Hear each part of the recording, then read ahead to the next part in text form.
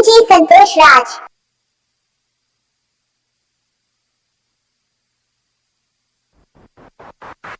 अगर DJ Santosh Raj.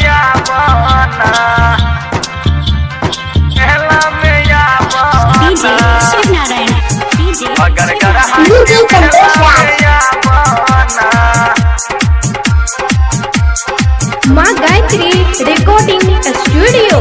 DJ Santosh Raj. सुन सखी के संगे अपना अगर गरहा के मेला में या बहाना डीजे संतोष राज। सुन सखी के संगे अपना अगर गरहा के मेला में या बहाना डीजे संतोष राज। करब भेटरानी बचही में करब भेटरानी बचही में भलुआही में सुन सखी के संगे अपना अगर गरहा के मेला में या बहाना डीजे संतोष राज।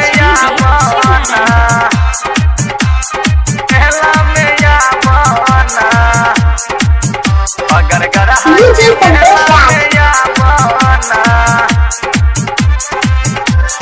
कर पलान रानी पहका हो डीजे संतोष राज। बुचारी चहका हो हाथ में हाथ धके तोहके घुमाइबो मेला में होई जब धक्का डीजे संतोष राज।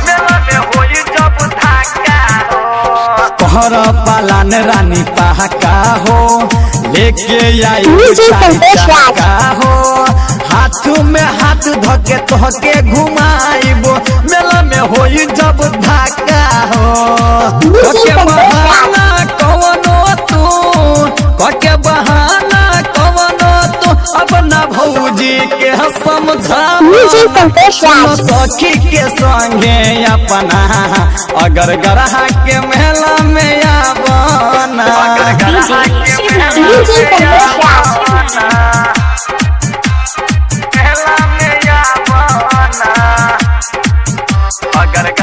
डीजे संतोष राज। अभी आप सुन रहे हैं सावरिया म्यूजिक। मिला तू कार्तिक के मेला में परिहन कवन झमेला में हमनी के जोड़ी केहू न तोरी खाई रसगुल्ला अकेला डीजे संतोष राज। मिला तू कार्तिक के मेला में परिहन कवन झमेला में हमनी के जोड़ी केहू न तोरी खाई जिलेबी अकेला में डीजे संतोष राज। कहेला तोहके बउआ मंजित कहेला तोहके संजित लाल के तू तर पावना सुन सखी के संगे अपना अगर गरहा के मेला में आवाना करब भेटरानी डीजे संतोष राज। करब भेटरानी बचही में भलुआही में पतवाना सुन सखी के संगे अपना अगर गरहा के मेला में आवाना डीजे संतोष राज।